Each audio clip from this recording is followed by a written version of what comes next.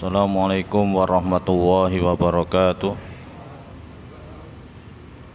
Alhamdulillahilladzi arsala rasulahu bil huda wa dinil haqq liyudhhirahu 'alad dini kullihi wa kafa billahi syahida. Asyhadu an la ilaha illallah wahdahu la syarikalah wa asyhadu anna Muhammadan abduhu wa rasuluhu la nabiyya ba'dah. Allahumma salli wa sallim wa barik ala Muhammad wa ala alihi wa sahbihi wa man tabi'ahu bi ihsanin ila yaumil qiyamah. Amma ba'du. Ikhwani fiddin, jamaah majlis ta'lim rahimani wa rahimakumullah. Kita lanjutkan kembali kajian kita berkenaan dengan kitab Syarah Al-Aqidah Al-Wasithiyah dari Syekhul Islam Ibnu Taimiyah rahimahullahu ta'ala, di mana kita memasuki bab yang ke-12, yaitu Isbatul Ainaini lillahi ta'ala, yaitu bab menetapkan dua mata bagi Allah Ta'ala. Ini adalah salah satu sifat Allah Subhanahu wa Ta'ala yang harus kita tetapkan, karena hal itu ditetapkan di dalam Al-Quran dan Sunnah Rasulullah Sallallahu Alaihi Wasallam. Dan bab ini tidak hanya mengharuskan kita menetapkan bahwa Allah Ta'ala memiliki mata, tapi juga memiliki dua mata, tentu sesuai dengan keagungan dan kemuliaan Allah Ta'ala, dan sedikit pun tidak menyerupai makhluk, karena Allah Ta'ala laisa kamitslihi syai'un wa huwas sami'ul basir. Tidak ada sesuatu pun yang serupa dengan Allah, dan dialah yang maha mendengar lagi maha melihat. Adapun dalil-dalil yang menetapkan bahwa Allah Subhanahu wa Ta'ala memiliki dua mata adalah di antaranya surah At-Tur ayat 48, yaitu firman Allah Ta'ala, wasbir li hukmi rabbika fa innaka bi a'yunina. Wasbir li hukmi rabbika fa innaka bi a'yunina. Jadi fa innaka bi a'yunina ini adalah dalil bahwa Allah Subhanahu wa Ta'ala memiliki mata. Wasbir, dan bersabarlah. Sebagaimana kita tahu bahwa sabar itu secara bahasa adalah menahan diri, dan secara istilah adalah menahan diri dari mengeluh hati kita, mengeluh lisan kita, atau menahan anggota badan kita dari melakukan hal-hal yang diharamkan oleh Allah Ta'ala, seperti memukul pipi dan merobek-robek pakaian. Jadi sabar itu secara istilah adalah menahan hati kita dari marah kepada takdir, menahan lisan kita dari mengeluh, dan menahan anggota badan kita dalam tiga hal, yaitu dalam melaksanakan perintah Allah Ta'ala, yang kedua di dalam menjauhi larangan Allah Ta'ala, dan yang ketiga di dalam menghadapi musibah dan ujian. Wasbir, dan bersabarlah, li hukmi, kepada ketetapan Rabbika, Rabbmu. Jadi kita diperintahkan untuk bersabar dalam menghadapi ketetapan Allah Subhanahu wa taala. Hukum atau ketetapan Allah ada dua, yaitu syar'i ataupun qauni. Ketetapan Allah yang bersifat syar'i adalah hukum-hukum syariat, yaitu perintah maupun larangan. Sedangkan ketetapan Allah yang bersifat qauni adalah ujian, cobaan, musibah dan bencana. Jadi kita diperintahkan untuk sabar dalam menghadapi dua ketetapan atau hukum Allah Ta'ala tersebut, baik itu yang bersifat syar'i ataupun yang bersifat qauni. Fa innaka bi'ayunina,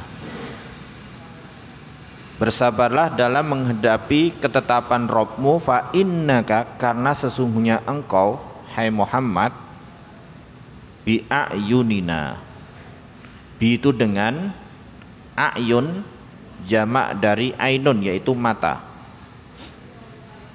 Dan makna bi'ayunina, karena sesungguhnya engkau dalam pandangan kami atau dalam pengawasan kami dan dalam penjagaan kami. Maka jangan peduli dengan gangguan yang dilakukan oleh orang-orang kafir kepadamu, karena gangguan mereka tidak akan sampai kepadamu. Nah, ini semakna dengan ayat wallahu ya'simuka minan nas. Wallahu ya'simuka minan nas, dan Allah Ta'ala melindungimu dari manusia. Awalnya dulu ketika Nabi Shallallahu Alaihi Wasallam baru berhijrah ke Madinah, keadaan belum begitu aman, belum begitu kondusif, belum begitu stabil. Karena orang-orang kafir Quraisy masih belum menghentikan permusuhan. Walaupun penduduk Madinah sudah banyak yang masuk Islam, tapi masih ada yang musyrik, bahkan ada yang munafik, termasuk masih ada orang-orang Yahudi di sekitar Madinah. Maka ketika itu sahabat itu berganti-gantian untuk menjaga Nabi Shallallahu Alaihi Wasallam, karena Nabi Shallallahu Alaihi Wasallam sering tidak bisa tidur karena berjaga-jaga. Kemudian dijaga oleh sebagian sahabat berganti-gantian, termasuk Sa'ad bin Abi Waqqas radhiyallahu anhu. Kemudian turun ayat ini, wallahu ya'simuka minan nas, dan Allah Ta'ala melindungimu dari manusia. Setelah itu penjagaan untuk Nabi Shallallahu Alaihi Wasallam itu mulai diperlonggar oleh para sahabat. Jadi mereka tidak lagi menjaga selama 24 jam. Kenapa? Karena Allah Subhanahu wa taala yang menjamin akan melindungi Nabi Shallallahu Alaihi Wasallam sendiri, dan tidak mungkin seseorang yang dilindungi oleh Allah Ta'ala akan mendapatkan gangguan. Jadi ayat ini sama dengan ayat yang tadi, wasbir li hukmi rabbika fa innaka bi'ayunina, bersabarlah di dalam menghadapi ketentuan dari Rabbmu, karena sesungguhnya engkau bi'ayunina, yaitu dalam pandangan kami, dalam pengawasan kami, dan dalam perlindungan kami. Ayat yang mulia ini menjadi dalil bahwa Allah Subhanahu wa taala memiliki sifat atau mensifati dirinya bahwa dia memiliki mata. Bi'ayunina, bi itu dengan ayun adalah jamak dari ainun, artinya mata. Walaupun maksudnya adalah Nabi senantiasa diawasi dan dijaga, tapi di sini secara bahasa menetapkan bahwa Allah Ta'ala memiliki sifat mata, bi ayunina. Ayun jamak dari ainun. Mungkin ada yang bertanya, kok bentuknya jamak ayun? Katanya Ahlus Sunnah wal Jamaah menetapkan Allah memiliki dua mata. Bukan hanya sekedar memiliki mata, tapi memiliki dua mata. Bukannya jamak itu kalau dalam bahasa Arab lebih dari dua. Karena kalau dua itu disebut musanna. Kenapa enggak ainain, tapi ayun? Baik. Pertama, dari sisi bahasa. Di dalam bahasa Arab sebenarnya ada perbedaan ulama bahasa ya. Berapa minimal jamak itu? Ada yang mengatakan jamak itu minimal dua. Jadi dua itu termasuk jamak. Makanya sholat berjamaah itu dua orang disebut jamaah. Jadi dua sudah disebut berjamaah. Ada juga yang mengatakan bahwasanya jamak itu minimal tiga. Jadi kalau satu mufrad tunggal, dua musanna, tiga ke atas jamak.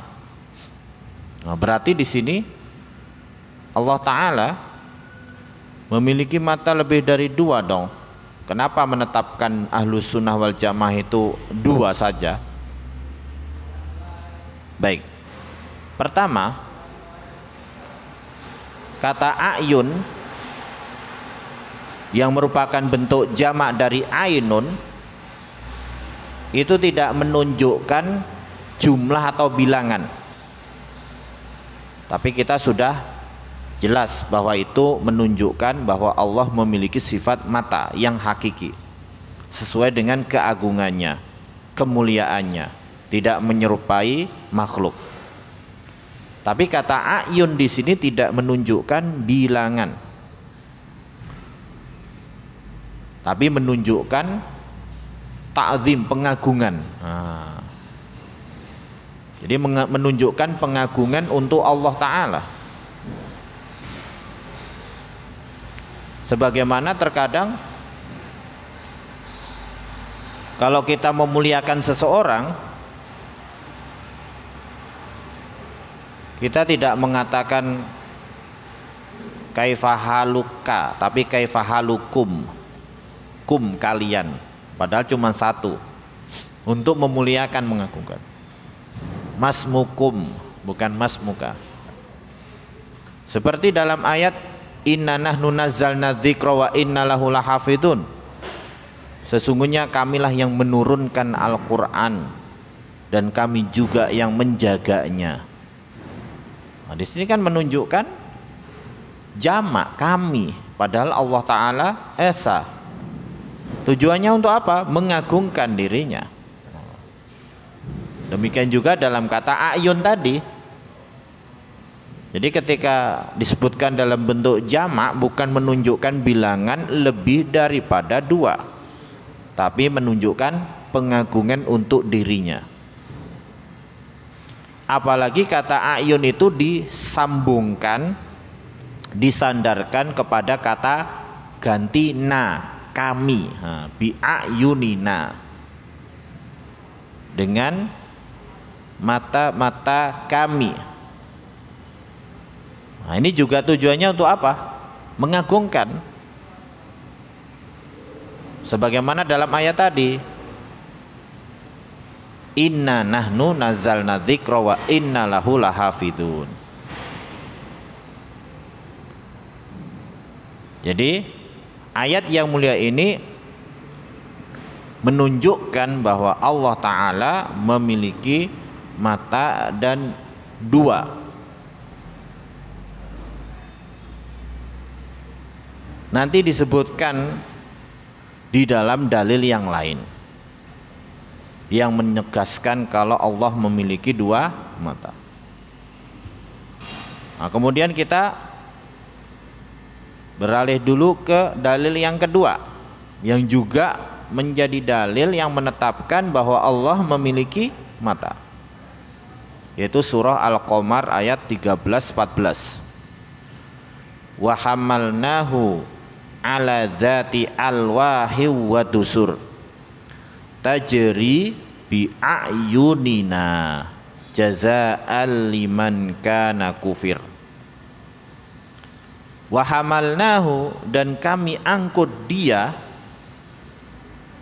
yaitu Nabi Nuh alaihissalam, ketika banjir semakin besar, ala dzati alwahi wa dusur, di atas kapal zat yang memiliki alwah, jamak dari lauhah, yaitu papan atau kayu, wa dusur jamak dari disarun, artinya paku.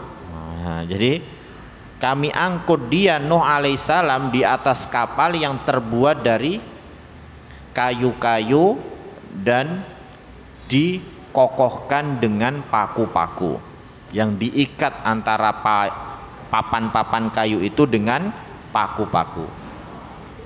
Ini menunjukkan bahwa kapal Nabi Nuh alaihissalam itu sangat kokoh, karena kan menghadapi banjir yang sangat besar. Katanya menurut ahli sejarah itu banjir yang menenggelamkan seluruh bumi, bukan hanya sebagian tempat saja, bukan hanya sebagian tempat. Karena apa? Kita manusia yang ada sekarang ini sebenarnya semuanya keturunan dari Nabi Nuh alaihissalam. Berarti kalau banjirnya nggak menenggelamkan seluruh bumi, di sana ada penduduk yang lain di tempat yang lain, berarti ada kemungkinan kita keturunan mereka. Tapi Al-Quran menegaskan kalau kita ini semuanya keturunannya dari anak-anak Nabi Nuh alaihissalam. Loh, bukannya yang ikut Nabi Nuh alaihissalam ada orang lain selain putra-putra Nabi Nuh alaihissalam? Benar, tapi mereka ketika sampai di daratan qadarullah ya meninggalnya itu tidak punya keturunan.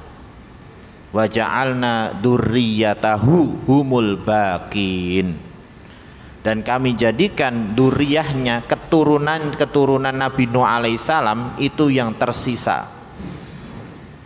Berarti yang tersisa dari semua umat manusia di muka bumi ini, kemudian melahirkan keturunan-keturunan sampai kita. Jadi itu menunjukkan kalau banjirnya itu menenggelamkan, menimpa seluruh bumi. Bahkan putra Nabi Nuh alaihissalam saja yang dipanggil, Kan'an, itu dipanggil supaya ikut naik dalam kapal, enggak mau. Dia bilang qala sa'awi ila jabalin ya'simuni minal ma', saya akan mendaki gunung yang bisa melindungiku dari air. Enggak ada gunung yang bisa melindungi, semuanya tenggelam. Oh, bayangkan itu seberapa dalamnya ya banjir zaman dulu. Ya banjir 2007 di kita nggak ada apa-apanya. Seluruh dunia gunung aja tenggelam.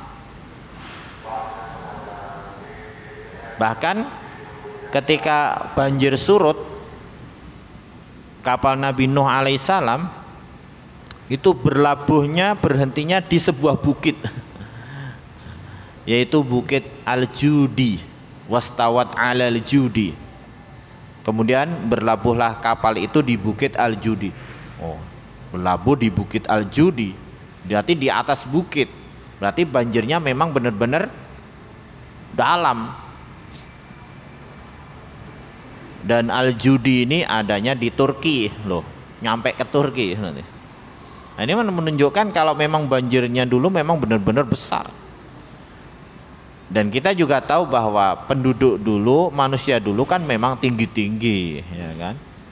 Dan Nabi Nuh alaihissalam masih di masa yang berdekatan dengan Nabi Adam alaihissalam yang tinggi-tinggi. Nabi Ibrahim juga setelah Nabi Nuh malahan kan tinggi bang. Jadi intinya wa hamalnahu ala dzati alwahin wa dusur. Dan kami angkut dia Nuh alaihissalam itu di atas kapal yang terbuat dari kayu, papan kayu, dan yang dikuatkan dengan paku-paku. Tajri bi a'yunina. Nah ini dalil yang menunjukkan bahwa Allah Ta'ala memiliki mata.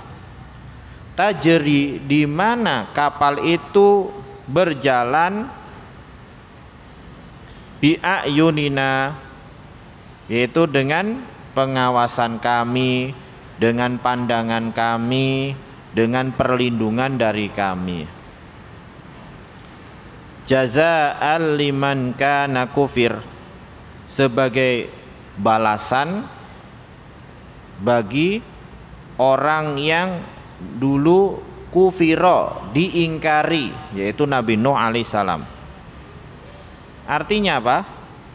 Bahwa kapal ini diselamatkan oleh Allah Ta'ala dan orang-orang yang kafir itu ditenggelamkan oleh Allah Ta'ala sebagai apa? Balasan yang baik kepada orang yang diingkari. Siapa yang diingkari? Ya, Nabi Nuh alaihissalam kan? Karena ketika itu memang yang diingkari adalah Nabi Nuh alaihissalam. Jadi mungkin di zaman itu nggak ada nabi yang lain kecuali beliau, Nabi Nuh alaihissalam, satu-satunya nabi. Nah, itu beliau diingkari, maka ini sebagai balasan yang baik yang diberikan oleh Allah kepada beliau, yaitu diselamatkannya beliau dan orang yang mengikuti beliau di atas kapal, kemudian ditenggelamkan orang-orang yang kufur kepada beliau. Dalilnya di sini adalah tajri bi a'yunina. Kapal itu berjalan dengan pandangan kami, dengan pengawasan kami. Di mana kata a'yun jamak dari ainun yang artinya mata.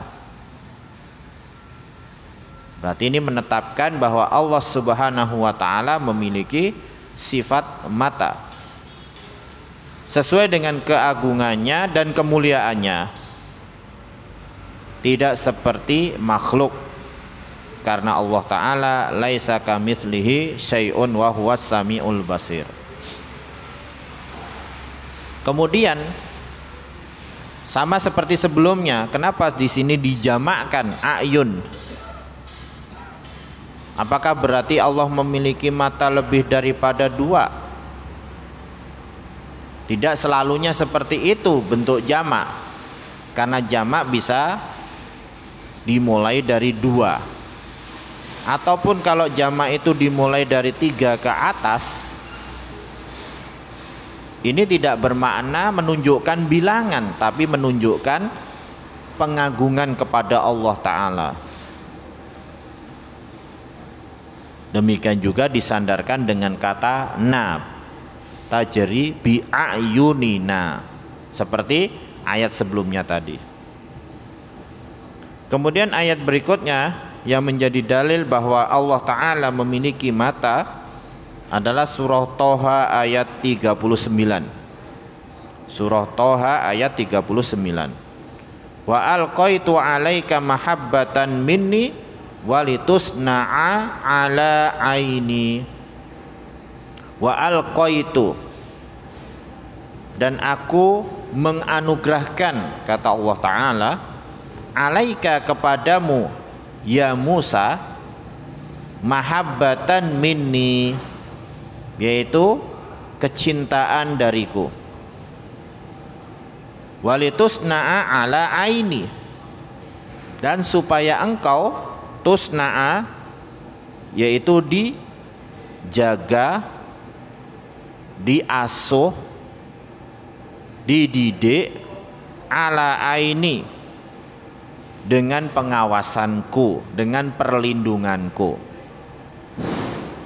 Makanya Nabi Musa alaihissalam ketika berada di istananya Fir'aun terus senantiasa dilindungi oleh Allah Ta'ala, dijauhkan dari kesyirikan, dijauhkan dari kekufuran, dijauhkan dari maksiat, dan dijauhkan dari bahaya dari Fir'aun. Wa alqaitu alaika mahabbatan minni, dan aku anugerahkan kepadamu hai Musa, yaitu kecintaan dariku. Artinya Allah Subhanahu wa taala mencintai Nabi Musa alaihissalam, dan Allah Subhanahu wa taala menjadikan manusia itu cinta kepada beliau, termasuk musuhnya sendiri, ya kan?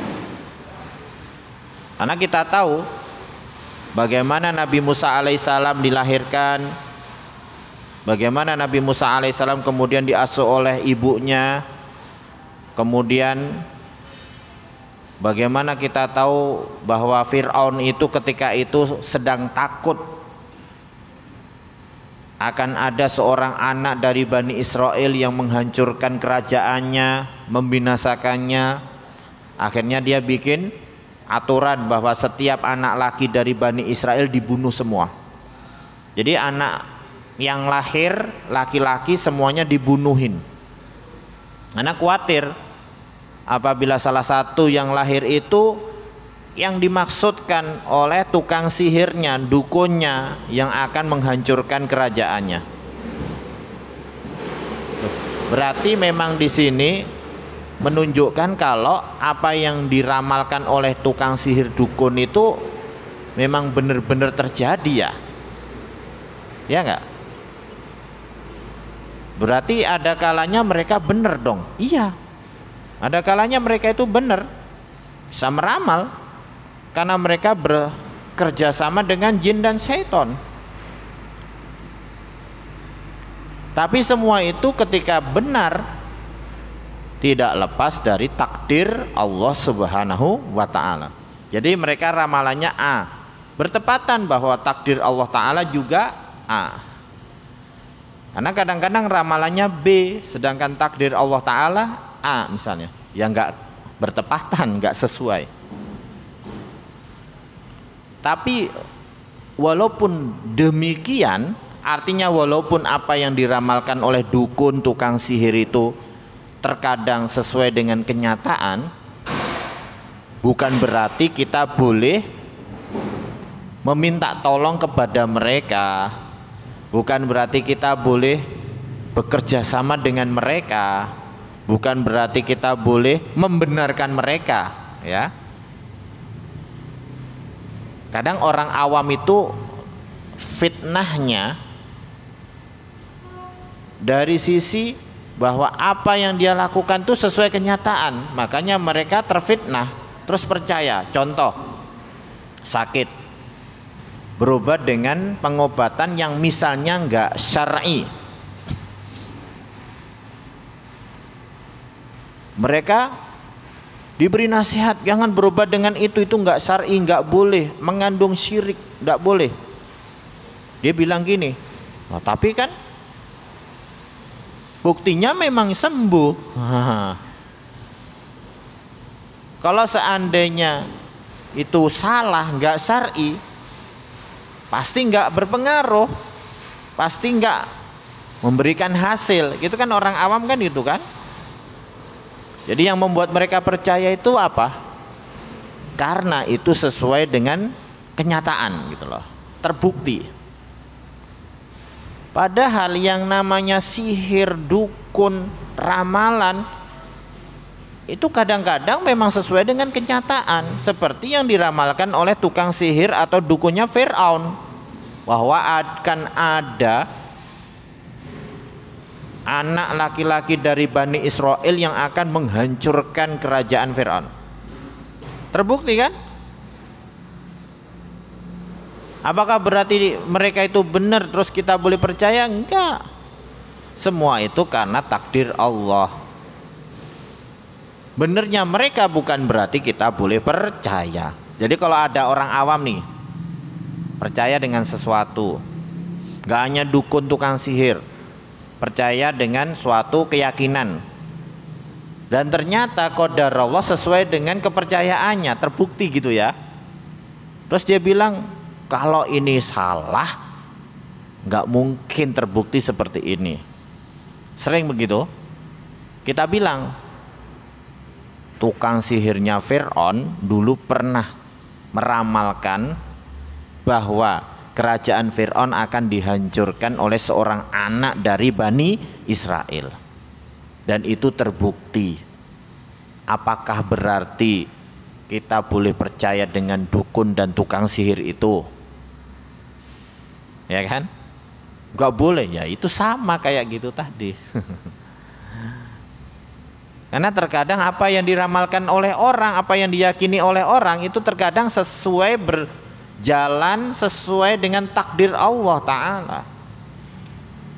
Tapi sekali lagi, kadang-kadang orang meramalkannya begini, B, ternyata takdir Allah A. Berarti sekali lagi apa? Nggak tepat, nggak sesuai. Baik, kembali lagi. Jadi Allah Subhanahu wa Ta'ala menganugerahkan kecintaannya kepada Nabi Musa alaihissalam, dan juga menganugerahkan kecintaan kepada manusia kepada Nabi Musa alaihissalam, termasuk musuhnya yaitu Fir'aun. Jadi ketika dilepaskan oleh ibundanya di tabut, yaitu peti yang kecil, ditaruh di sungai, untuk apa? Menghindari patroli tentaranya Fir'aun. Karena kan setiap bayi laki-laki yang lahir kan dibunuhin kan. Tapi setelah mereka mendapati kerugian dengan dibunuhnya bayi laki-laki dari Bani Israel yang lahir, kenapa kok rugi orang-orangnya Fir'aun? Ya, karena kalau dibunuh semua nggak ada yang kerja nanti. Karena mereka memperbudak Bani Israel kan, tinggal perempuannya aja, nggak ada yang kerja nanti. Makanya kebijakannya Fir'aun berubah. Setahun dibunuhin, setahun dibiarkan hidup yang lahir. Qadarullah Nabi Harun alaihissalam lahir di tahun dimana diberi amnesti, artinya nggak dibunuhin. Dan Nabi Musa alaihissalam lahir di tahun dimana bayi-bayi itu dibunuhin. Makanya takutlah ibundanya. Untuk menghindar patrolinya Fir'aun ini diletakkan di tabut atau peti, tapi dikasih tali. Kalau misalnya patrolinya udah pergi, ditarik lagi petinya tadi. Qadar Allah, takdir Allah berkata lain. Ketika ada patroli dilepaskan di sungai, ternyata lepas talinya, udah suruh diikuti oleh kakaknya Nabi Musa alaihissalam, suruh mengikuti. Lah qadarullah, lewatlah di depan istananya Fir'aun. Wah, mereka lagi bermain di sungai lah keluarganya. Ditemukan oleh istrinya Fir'aun, Asia, yang masuk Islam kan. Seneng lah. Fir'aun pun juga seneng. Padahal kan dia musuhnya Nabi Musa alaihissalam. Kenapa dia nggak berpikir, wah ini jangan-jangan ini bayi yang menghancurkan saya. Apalagi kan dia ini lahir di tahun dimana harus dibunuh, kok masih bisa hidup ini. Tapi Allah Subhanahu wa Ta'ala yang menakdirkan bahwa Nabi Musa itu dicintai oleh manusia, termasuk musuhnya sendiri.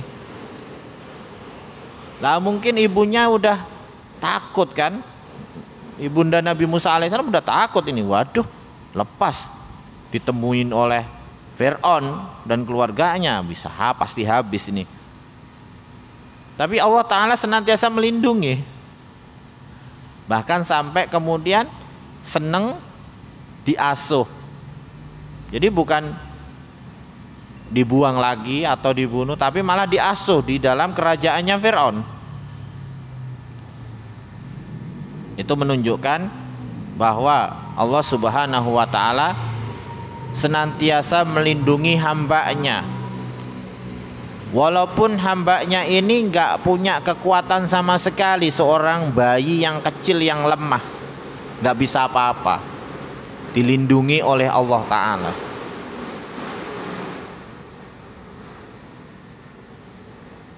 Bahkan sempat loh Fir'aun itu berpikir jangan-jangan ini bayi yang akan menghancurkan kerajaan saya. Makanya diuji oleh Fir'aun. Anak ini dikasih pilihan, mau ngambil bara api atau kurma kalau nggak salah. Nabi Musa alaihissalam masih kecil, mau mengambil kurma. Tangan Nabi Musa alaihissalam ditepis oleh malaikat, malah disuruh ngambil bara api. Loh, berarti menyengsarakan dong malaikat. Enggak, atas perintah Allah Ta'ala. Justru itu siasat biar Nabi Musa alaihissalam itu bertahan lama di situ. Kalau enggak bakal dibunuh oleh Fir'aun. Kalau anak ini ngambil kurma, suruh milih kan ngambil kurma bukan bara api. Wah, ini anak yang pinter ini. Berarti memang benar ini yang ditakdir, yang diramalkan membunuh saya, ini menghancurkan saya. Makanya ditepis tangannya oleh malaikat, sehingga Nabi Musa malah milih bara api, dimakan. Sehingga menyebabkan lidah Nabi Musa alaihissalam menjadi cadel. Jadi Nabi Musa alaihissalam tuh tidak bisa berbicara dengan jelas karena itu. Makanya beliau ketika diutus menjadi rasul minta bantuan, ya, minta kepada Allah Ta'ala supaya menjadikan saudaranya Nabi Harun sebagai penerjemahnya.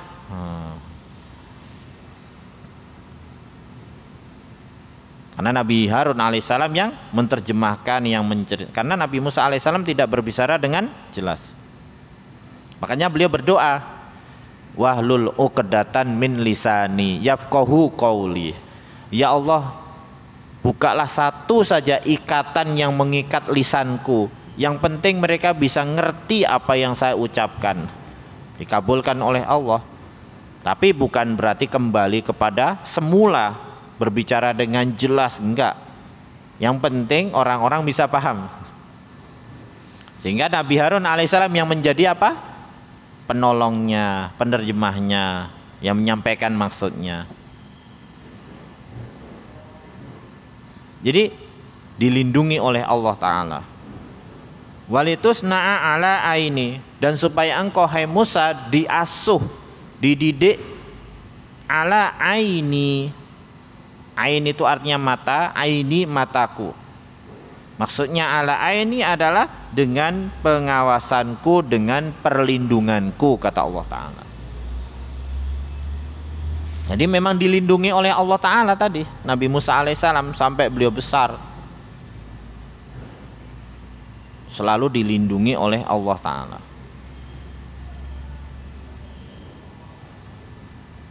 Ayat yang mulia ini menjadi dalil berkaitan dengan bab ini bahwa Allah Ta'ala mensifati dirinya dengan sifat memiliki mata. Aini, mataku.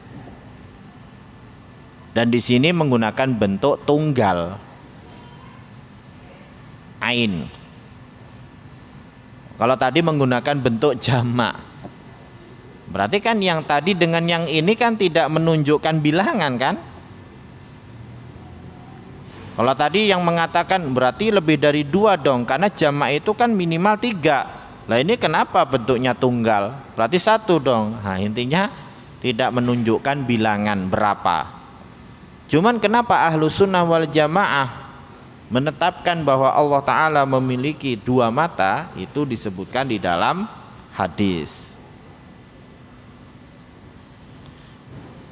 Di antaranya adalah hadis yang dikeluarkan oleh Al-Bukhari dan Muslim dari Ibnu Umar radhiyallahu anhuma, bahwa Rasulullah Shallallahu alaihi wasallam ketika menceritakan tentang Dajjal, Rasulullah Shallallahu alaihi wasallam bersabda, Innallaha la yakhfa 'alaikum. Sesungguhnya Allah Ta'ala tidak tersembunyi dari kalian. Maksudnya tidak tersembunyi itu beritanya jelas. Jadi berita yang ada di dalam Quran dan hadis itu jelas bagaimana Allah Ta'ala sifatnya. Bukan berarti tidak tersembunyi, kita bisa ngelihat, nggak bisa. Innallaha laisa bi'awar. Sesungguhnya Allah Ta'ala tidaklah a'war. A'war itu artinya adalah yang buta sebelah matanya. Wa asyara biyadihi ila ainihi. Nabi SAW mengisyaratkan dengan tangannya kepada mata beliau. Nah, ini kan Nabi SAW menetapkan bahwa Allah Ta'ala memiliki mata,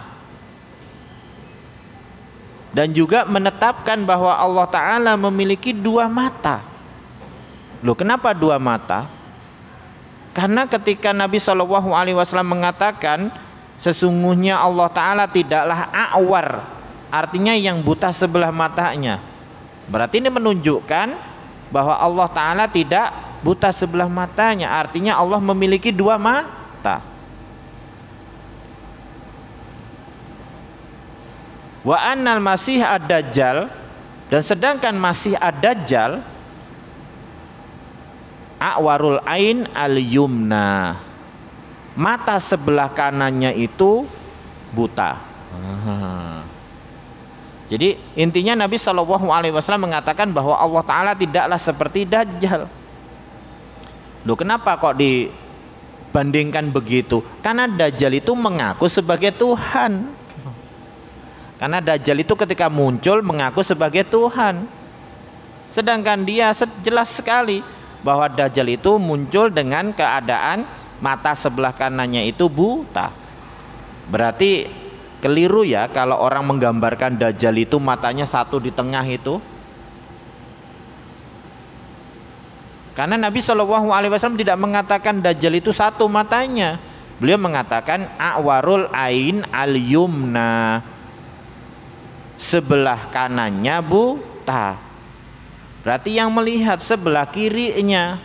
Cuman di dalam hadis yang lain juga disebutkan bahwa mata yang sebelah kiri pun gak bisa ngelihat dengan jelas. Bukan mata yang sempurna. Nah, berarti kan ini menunjukkan bahwa Allah Ta'ala memiliki dua mata.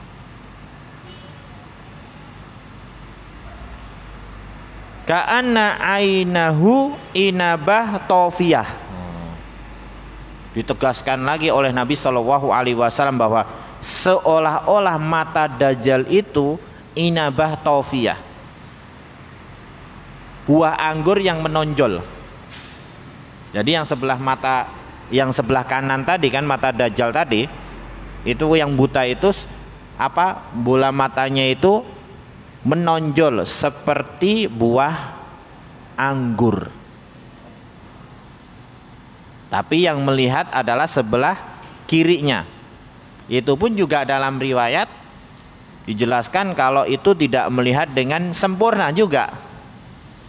Sehingga keliru ya kalau Dajjal itu digambarkan sebagai manusia yang matanya cuma satu di tengah. Apalagi jelas di dalam hadis baina ainaihi, di antara kedua matanya tertulis kafir. Berarti ada dua mata.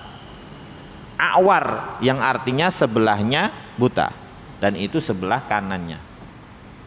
Nah, jadi dari hadis yang mulia inilah ditetapkan bahwa Allah Subhanahu wa Ta'ala memiliki dua mata. Tapi sekali lagi semuanya sesuai dengan keagungan Allah Ta'ala, kemuliaan Allah Ta'ala, sedikit pun tidak menyerupai makhluk. Jadi jangan sampai kita ngebayangin ya, jangan sampai ngebayangin mata Allah itu seperti manusia, wal iyadu billah. Jadi kalau ada bayangan seperti itu, oh begini, harus diusir, nggak boleh. Karena kalau kita ngebayangin ya seolah-olah kita menyerupakan Allah dengan manusia, karena yang ada di bayangan kita pasti apa? Manusia. Jadi nggak boleh. Ada memang satu hadis yang diriwayatkan dari Atha dari Abu Hurairah radhiyallahu anhu berkata, Rasulullah shallallahu alaihi wasallam bersabda, Innal abda idza qama fis sholati, sesungguhnya seorang hamba apabila dia berdiri di dalam salat, fa innahu baina ainai ar-rahman, sesungguhnya dia berada di antara dua mata ar-rahman, Allah subhanahu wa ta'ala. Berarti ini kan secara tegas kalau Allah ta'ala memiliki dua mata. Wa idzal tafata qala lahu rabbu, apabila dia berpaling, artinya ketika sholat dia berpaling ke kanan kiri, noleh, melirik, maka Allah ta'ala berkata kepadanya, ya bena Adam, wahai manusia, ila man taltafit, kepada siapa engkau berpaling, ila man khairun laka minni, apakah kepada yang lebih baik untukmu daripada diriku, ibna Adam, wahai manusia, akbil ala solatika, hadapkan dirimu kepadaku di dalam solatmu, fa ana khairun laka mimman taltafit ilai, karena sesungguhnya akulah yang terbaik yang engkau menghadap kepadanya. Hadis ini secara tegas menunjukkan Allah memiliki dua mata. Tapi masalahnya hadisnya lemah. Hadisnya dhaif, dilemahkan oleh Syekh Al-Albani rahimahullah. Sehingga tidak bisa jadi dalil kalau Allah memiliki dua mata. Tapi yang bisa jadi dalil apa? Tadi hadis yang tentang Dajjal tadi, bahwa Allah Ta'ala inna rabbakum laisa bi'awar, sesungguhnya Rob kalian tidaklah a'war, yang artinya buta sebelah matanya. Karena yang a'war itu adalah Dajjal, buta sebelah mata yang kanan, seolah-olah seperti buah anggur yang menonjol. Nah itu. Jadi hadis itu bisa menjadi dalil bahwa Allah Ta'ala memiliki sifat mata, dan mata Allah Ta'ala ada dua. Sekali lagi tidak menyerupai makhluk. Kemudian berikutnya, bagaimana dengan ayat-ayat tadi disebutkan jamak, tunggal.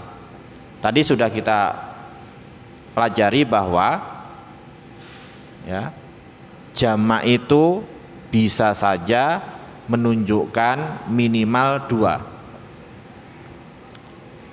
bisa juga menunjukkan minimal tiga. Kalau menunjukkan minimal dua, berarti bi'ayunina tadi yang disebutkan jamak tadi tidak bertentangan bahwa Allah Ta'ala memiliki dua mata. Tapi seandainya memang jamak itu minimal tiga, berarti dua nggak masuk jamak. Bagaimana? Berarti mata Allah Ta'ala lebih dari dua dong, tiga ke atas. Atau kalau orang yang mengingkari sifat ini mengatakan, berarti kalau itu jamak dan jamak itu lebih dari tiga, berarti maknanya apa? Itu bukan makna secara hakiki gitu loh. Jadi bukan mata secara hakiki, berarti maknanya adalah perlindungan kami gitu. Bukan mata kami. Oke, kita setuju dengan maksudnya adalah dilindungi oleh Allah, diawasi oleh Allah. Tapi secara hakikatnya menunjukkan Allah memiliki mata. Itu nggak bisa diingkari. Bagaimana dengan hadis Dajjal tadi kan? Kalau mengingkari ayat tadi, mentakwilkan, bagaimana dengan hadis Dajjal tadi kan? Yang mengatakan bahwa sesungguhnya Rob kalian tidaklah a'war.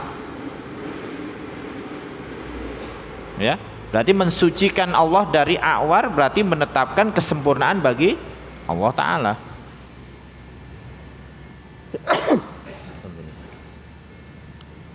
Sebagaimana perkataan orang Yahudi, yadullahi maglulah, bahwa tangan Allah terbelenggu. Berarti maknanya apa? Mensucikan Allah dari tangan yang terbelenggu. Dan sebaliknya, menetapkan kesempurnaan bagi Allah, bahwa tangan Allah terbuka. Nah, makanya ayat sesudahnya bal yadahu mabsutotani, tetapi kedua tangan Allah senantiasa terbuka. Ya kan gitu kan? Begitu juga ketika dikatakan bahwa Allah Ta'ala tidaklah a'war, berarti mensucikan Allah Ta'ala dari sifat a'war, yaitu buta sebelah mata. Berarti sebaliknya apa? Menetapkan bahwa Allah Ta'ala memiliki dua mata yang tidak a'war, melihat. Itu.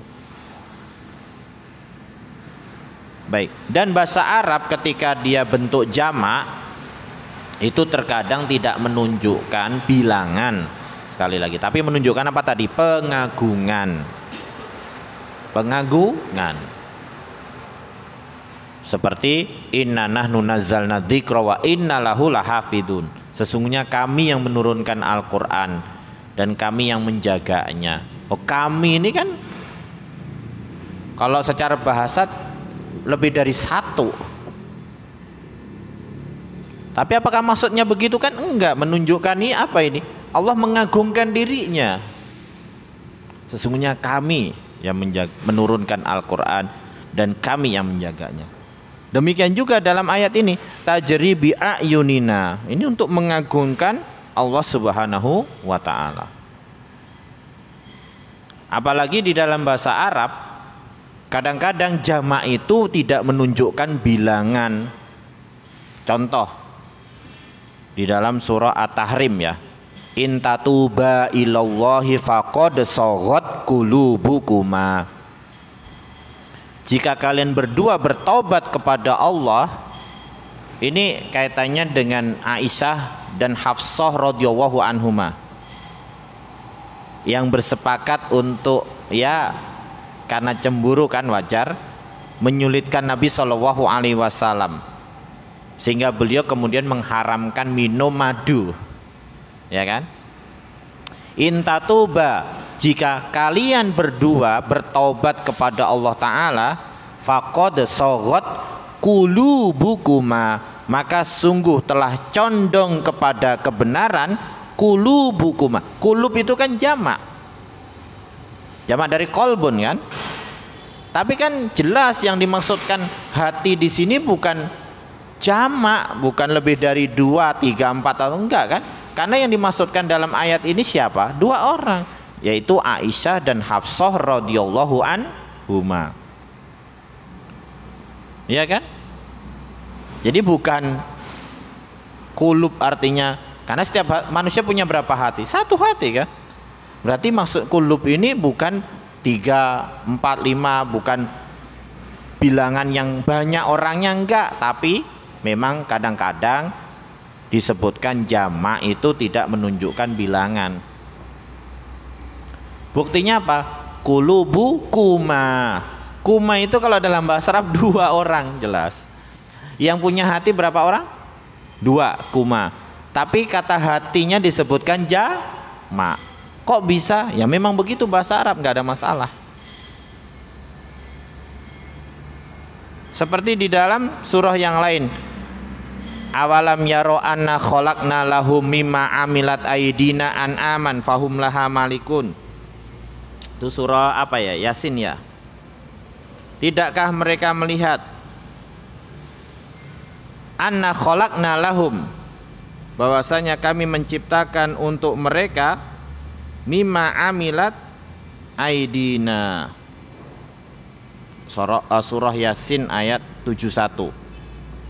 Tidakkah mereka melihat bahwasanya kami menciptakan untuk mereka mimma, dari apa yang amilat dikerjakan oleh aidina. Aidi itu jamak dari yadun. Berarti Allah Ta'ala memiliki tangan lebih dari 2 dong. Padahal sudah ditegaskan Allah memiliki dua tangan. Jelas di dalam ayat yang lain kan? Wa qalatil yahudu yadullahi maglulah ghulat aydihim walu'inu bima qalu bal yadahu mabsutatani. Tetapi kedua tangan Allah itu mabsutotani, senantiasa terbuka. Senantiasa terbuka. Berarti makna aidina di sini bukan menunjukkan bilangan. Jadi intinya bi'ayunina itu disebutkan dalam bentuk jamak, bukan menunjukkan kalau Allah Ta'ala itu memiliki mata lebih dari dua. Itu yang pertama. Yang kedua juga bukan menunjukkan kalau mata itu adalah bahasa kiasan, sehingga tidak diartikan secara hakiki. Karena kan itu juga menjadi hujahnya orang yang mengingkari sifat Allah kan.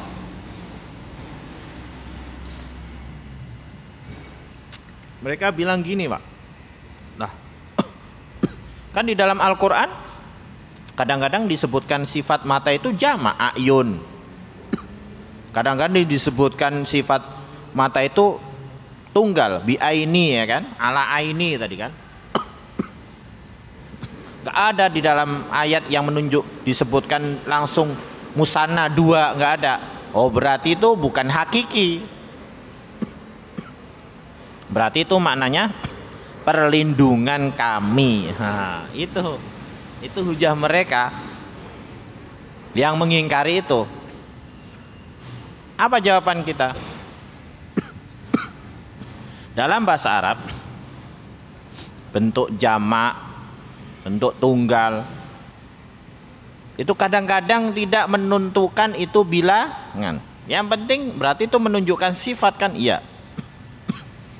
Karena kalau berubah-ubah itu tidak mesti menunjukkan bilangan, bisa menunjukkan pengagungan. Dan itu sesuatu yang lumrah dalam bahasa Arab seperti tadi faqad sagot qulubukuma. Padahal yang punya hati cuma dua, hatinya cuma dua, kenapa kata hatinya dijamakkan? Ya kan? Harusnya kan dibentuk menjadi musanna dua.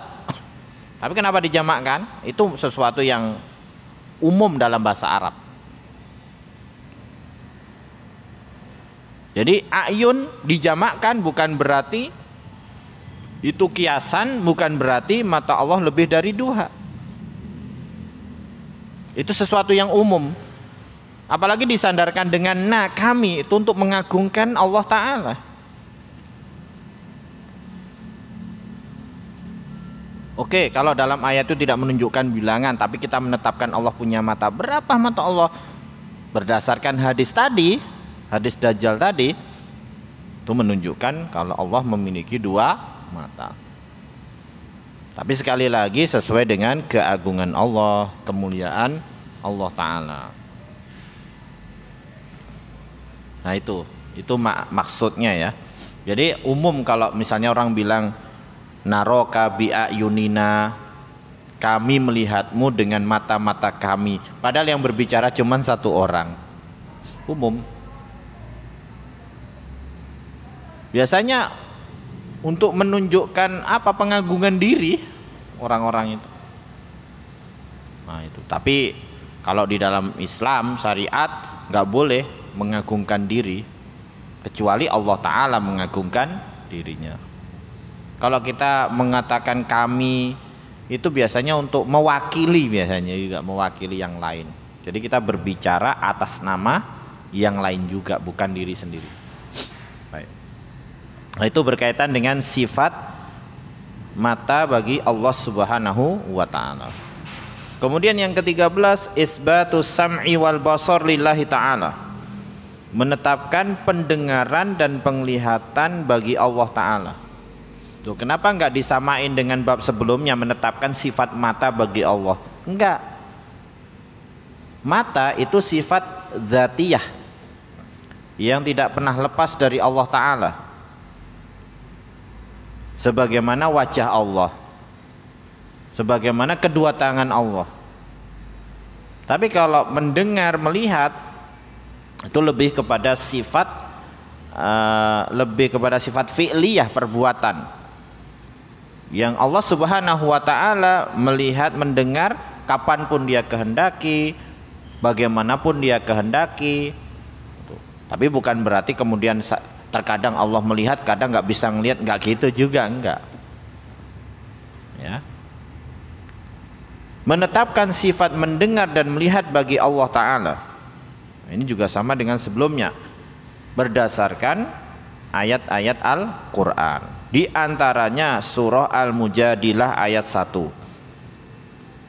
Qad sami'allahu qaulal lati tujadiluka fi zawjiha wa tashtaki ilallah wallahu yasma'u tahawurakuma innallaha sami'un basir.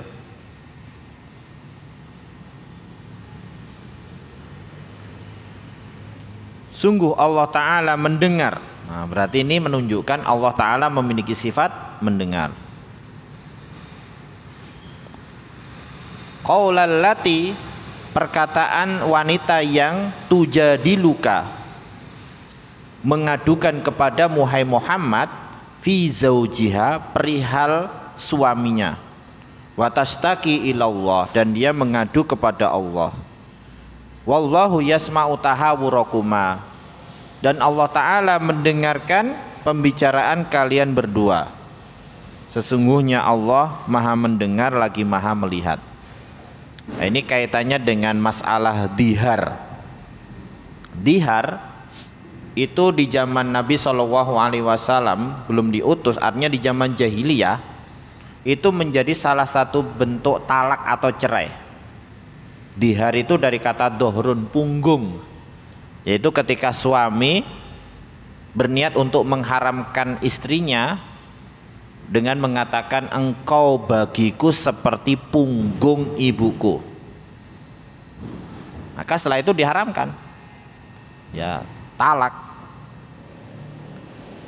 Jadi ayat yang mulia ini kaitannya dengan seorang sahabiyah Khawlah binti Sa'labah radhiyallahu anha. Khawlah binti Sa'labah ini seorang wanita yang dulu mudanya cantik, kaya, gitu kan.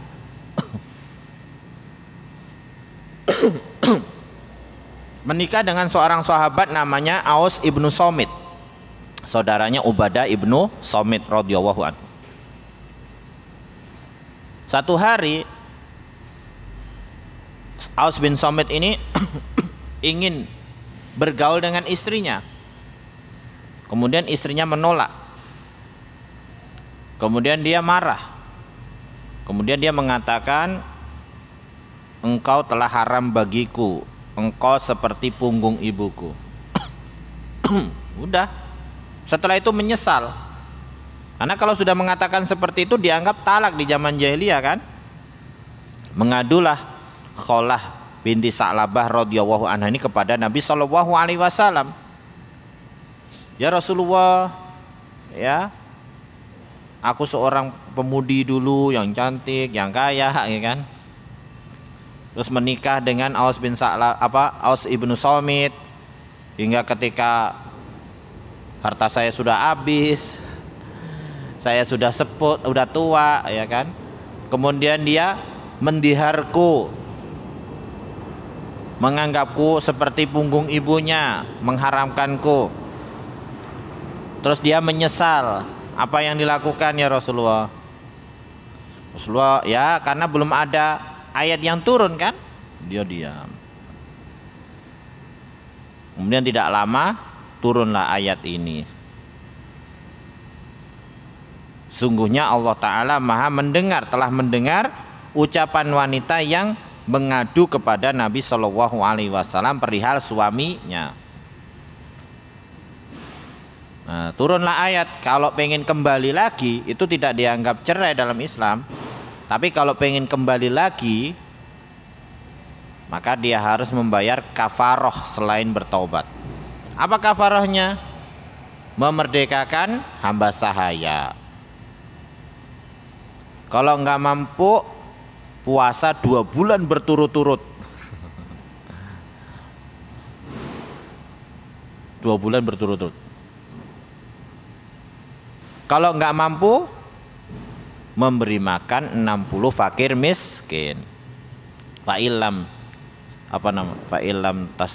fa'it'amu sittina miskina dzalika litu'minu billahi wa rasulih. Nah, sejak itulah ya dihar itu tidak menjadi talak, dan bagi orang yang ingin membatalkan diharnya itu harus membayar kafaroh ini. Baik, kaitannya di sini adalah qad sami Allah. Nah, sungguh Allah Ta'ala telah mendengar ucapan wanita. Inna Allah wallahu yasma'u tahawurakuma. Dan Allah Ta'ala mendengarkan perbincangan kalian berdua. Innallaha sami'um basir. Sesungguhnya Allah Ta'ala maha mendengar lagi maha melihat. Nah, ini semua menjadi dalil yang menetapkan bahwa Allah Subhanahu wa Ta'ala memiliki sifat mendengar, memiliki sifat melihat. Tentu sesuai dengan keagungan dan kemuliaan Allah Ta'ala, dan sedikit pun tidak menyerupai makhluk, karena Allah Ta'ala laisa kamitslihi syai'un wa huwas sami'ul basir. Nah, jadi ayat ini di antara ayat-ayat yang lain yang menetapkan Allah memiliki sifat mendengar. Karena sebagian orang tidak mau menetapkan sifat ini dengan mengatakan berarti sama dong dengan manusia, bisa mendengar, bisa melihat, gitu kan. Sekarang kalau mereka mengingkari semua sifat-sifat dari Allah Ta'ala, jadi seolah-olah mereka beribadah kepada sesuatu yang nggak ada. Kalau kita menetapkan sifat-sifat ini, belum tentu kita menyerupakan dengan makhluk. Kenapa? Pertama, karena yang menetapkan ini semuanya adalah Allah Ta'ala sendiri. Kita nggak menetapkan sendiri kok, ya nggak? Kita itu menetapkan apa yang Allah tetapkan, kan? Kita bukan ngarang-ngarang sendiri, bukan. Kita mengatakan apa yang Allah katakan. Kita menetapkan yang Allah Ta'ala tetapkan. Jadi kita hanya ngikut gitu. Demikian juga kita menetapkan apa yang Nabi Shallallahu Alaihi Wasallam tetapkan. Ya, kita mempercayai apa yang Nabi Shallallahu Alaihi Wasallam percayai, sudah. Kita mengikuti apa yang beliau sabdakan, selesai. Bukan mengarang. Berarti kamu menyerupakan dong. Lah, kalau kita dengan menetapkan itu menyerupakan, berarti Allah Ta'ala dan Nabi Shallallahu Alaihi Wasallam ketika menetapkan sifat itu juga menyerupakan dong. Iya kan? Ya enggak, kan beda. Ya kita juga bilang beda. Kita juga mengatakan kita beda, tidak menyerupakan, hanya menetapkan. Karena tidak setiap yang menyerupakan itu menetapkan. Tidak setiap yang menetapkan itu menyerupakan. Contohnya apa? Tidak setiap yang menetapkan menyerupakan. Di antara makhluk, kalau kita bilang orang punya kaki, apakah berarti kita menyerupakan kaki orang dengan kaki kambing? Kan enggak.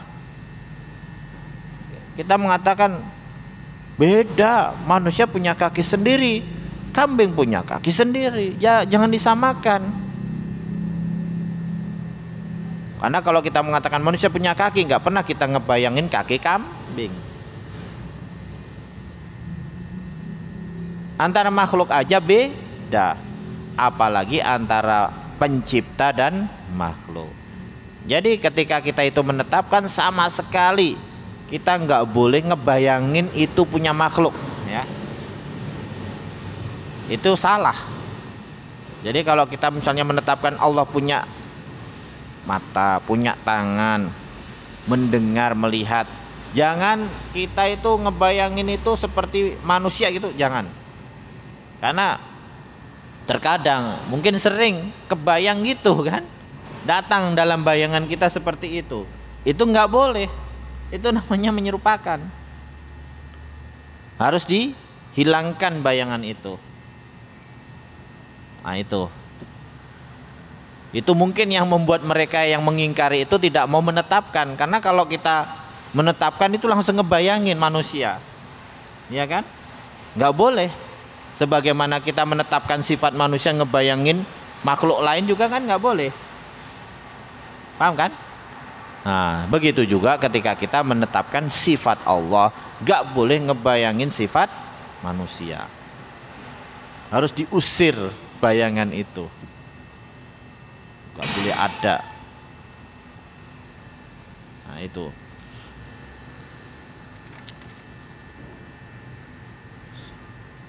Kok waktunya panjang ya, maghribnya masih lama ya.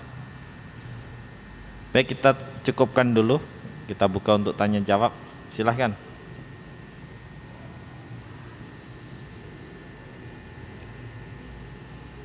Nih kita harus nyampe maghrib.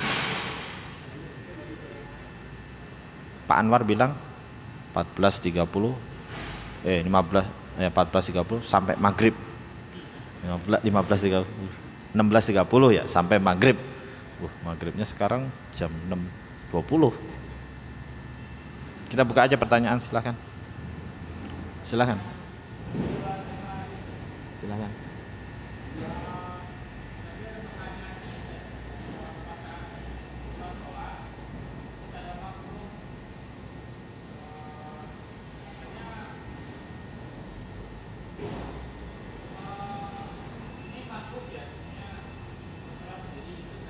Enggak, imamnya masbuk.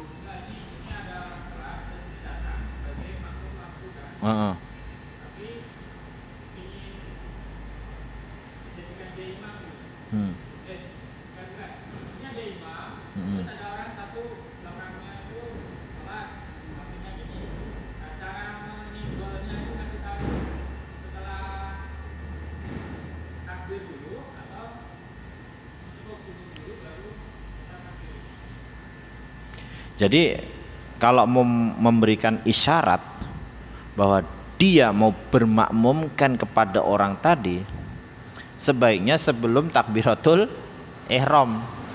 Jadi sebelum mulai sholat sudah langsung dia berniat jadi makmum. Jangan sampai dia nyowelnya itu ketika sudah takbiratul ihram. Ya, walaupun tidak bisa dibilang membatalkan sholat karena gerakan itu ada tujuannya untuk kepentingan sholat kan, tapi itu nggak sesuai dengan sunnah. Ya, sebenarnya sih tidak ada ya hadis yang memerintahkan kita untuk menepuk, nggak ada. Kalau ada satu orang sholat, terus kita masuk, pengen bermakmumkan dengan dia, ya kan? Terus kita berdiri tepat di sebelah kanannya, di samping kanannya, itu sudah dianggap kita ini bermakmumkan dengan dia.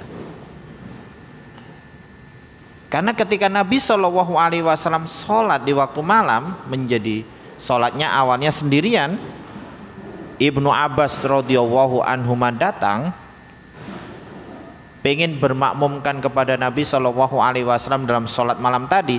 Ibnu Abbas nggak ada riwayatnya nepuk Nabi, nggak ada, langsung berdiri di samping kiri karena keliru, terus diputer oleh Nabi SAW ke sebelah kanan. Jadi sebenarnya tidak ada acara tepuk-tepukan gitu. Ada hadis menepuk, itu cuman lemah. Tapi itu kaitannya dengan apa? Ketika barisan sholat itu penuh, dia sendirian di belakang, itu nepuk depannya supaya ke belakang, menarik. Tapi itu lemah. Jadi pertama nepuknya nggak ada dalilnya yang sahih, kemudian menyuruh orang ke belakang itu juga tidak benar. Berarti dia menjadikan barisan depannya itu kosong malahan. Harusnya kan Perintahnya memenuhi, bukan ngosongin. Terus bagaimana dia sholat sendiri di belakang? Nggak sah dong. Kalau sudah tidak ada kesempatan atau celah yang dia bisa masuk, dia terus terpaksa sholat sendiri di belakang, tidak termasuk hadis yang la sholata limun faridin khalfas sof. Tidak termasuk dalam hadis tadi, tidak ada sholat bagi orang yang sendirian di belakang barisan sholat. Nggak masuk, paham? Cuman mungkin karena orang di zaman sekarang kan banyak yang belum paham. Kalau kita nggak ngasih isyarat tepukan, itu khawatir dia nggak menganggap kita makmum. Ya nggak ada masalah sih. Tapi kalau mau seperti itu, kita nepuknya sebaiknya sebelum takbiratul ihram. Tapi jangan diyakini menepuk itu suatu hal yang disunahkan gitu ya. Karena keperluan aja. Sehingga kalau kita lihat imamnya itu sebenarnya udah ngerti kan, udah langsung aja di sebelah kanan. Terus kalau misalnya datang lagi makmum yang berikutnya kan, udah di sebelah kirinya. Terus gimana nanti? Imamnya di tengah dong? Enggak. Kalau imam yang ngerti, akan didorong keduanya ke belakang. Setelah yang satunya di kanan, satunya di kiri. Sebagaimana dalam hadis didorong. Tapi kalau yang datang masbuk itu langsung 2 orang, nah, ya kan? Kalau dia di belakang langsung bikin barisan kan? Dikhawatirkan imam nggak ngerti kan? Kalau di belakang ada makmum 2 orang, ya itu nggak apa-apa ditepuk. Berarti itu kan memang diperlukan untuk mengisyaratkan. Tapi pelan-pelan aja, jangan ngagetin juga. Gua kaget ya. Jantungan malah marah dia nanti. Ya, Allahu a'lam bishawab. Silakan. Silakan, Pak.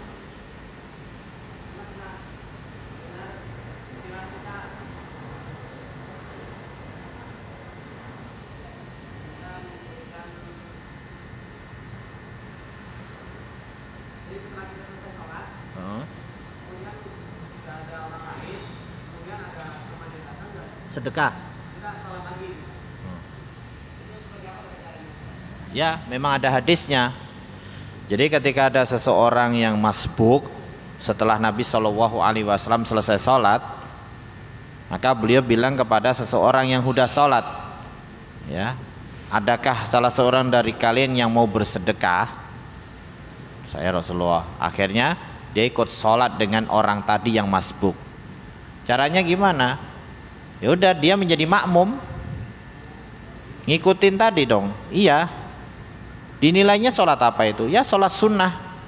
Sunnah apa? Sunnah sedekah, sholat sunnah mutlak gitu aja. Karena kalau dianggap sholat rawatib apa kan, rawatib itu kan biasanya apa? 2 rakaat salam kan. Sedangkan ini kalau misalnya dia sholatnya asar atau duhur, kan 4 rakaat ada tasawuf awalnya. Hal seperti itu kan nggak ada biasanya di dalam sholat sunnah kan. Maka niatnya sholat sunnah apa itu? Mutlak atau sholat sunnah sedekah gitu aja. Allahu a'lam bishawab.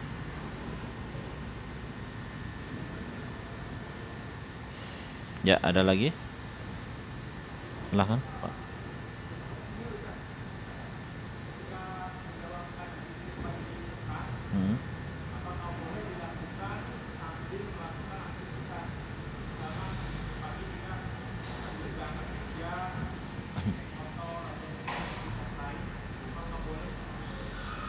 Baik. Zikir yang terbaik termasuk zikir setelah sholat fardu itu kita lakukan dalam keadaan duduk menghadap kiblat supaya lebih khusyuk, ya kan?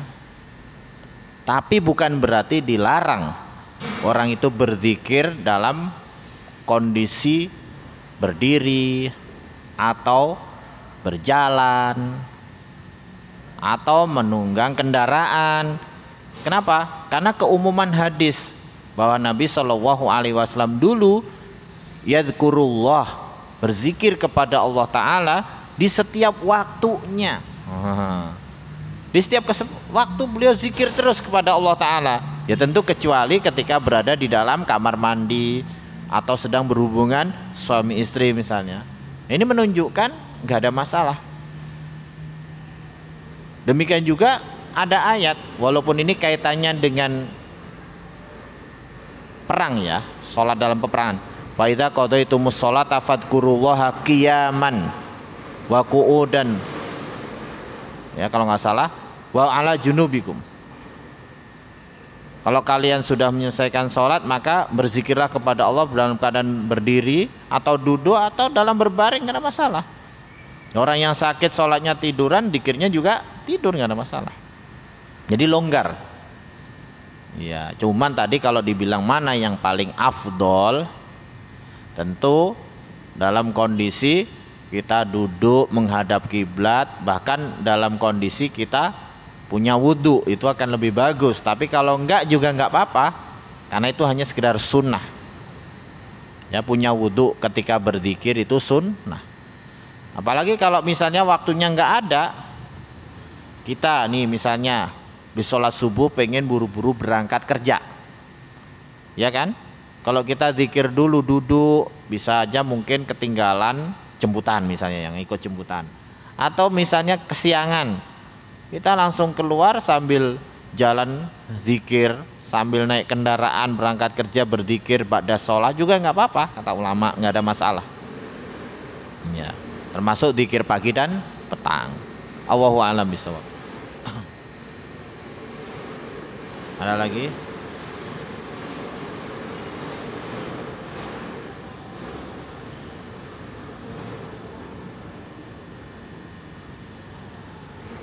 Silahkan.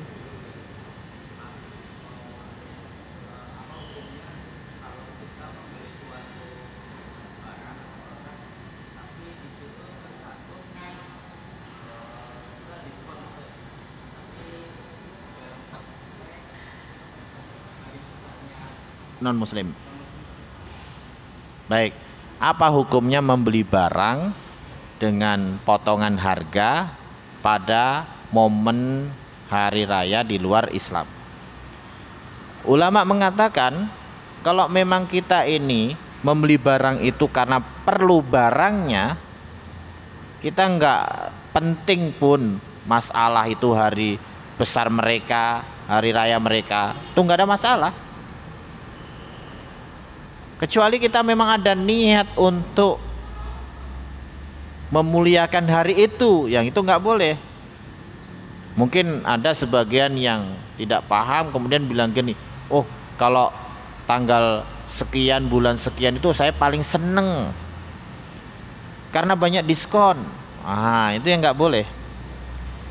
Jadi dia seolah-olah menunggu momen tadi, dan seolah-olah dia apa?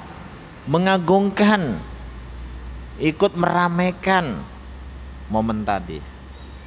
Tapi kalau nggak ada perasaan seperti itu, lawang memang kita perlu barang itu, ya kan?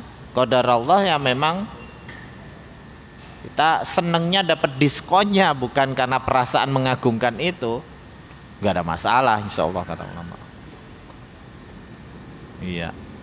Termasuk hadiah yang diberikan oleh orang di luar Islam ketika hari raya mereka kepada kita, tanpa kita menghadiri, merayakan, itu sebagian ulama ada yang membolehkan,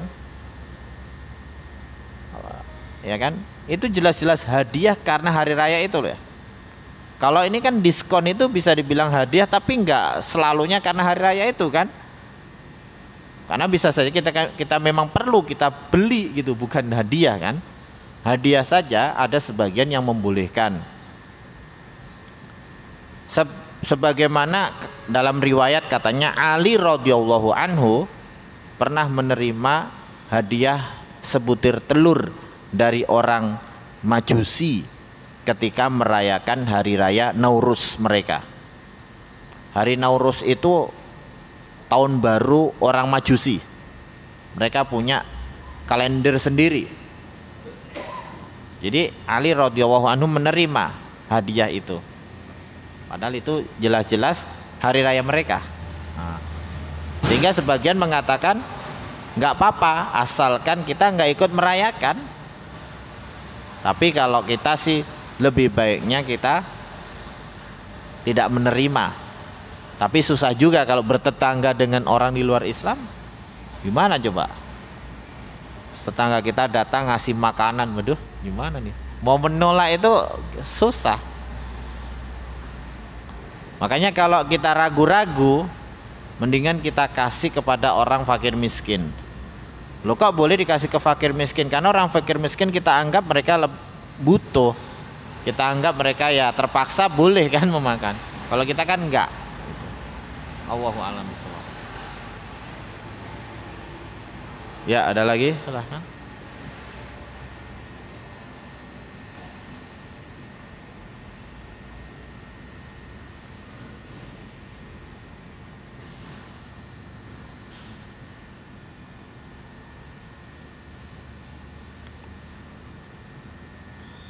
Ada lagi yang bertanya? Tidak ada? Ya, kalau tidak ada yang bertanya, kita cukupkan sampai di sini. Mudah-mudahan bermanfaat. Kurang lebihnya mohon maaf. Allahumma alimna ma yanfa'una wanfa'na bima 'allamtana wa zidna ilma. Subhanakallahumma wa bihamdika asyhadu an la ilaha illa anta astaghfiruka wa atubu ilaik. Assalamualaikum warahmatullahi wabarakatuh.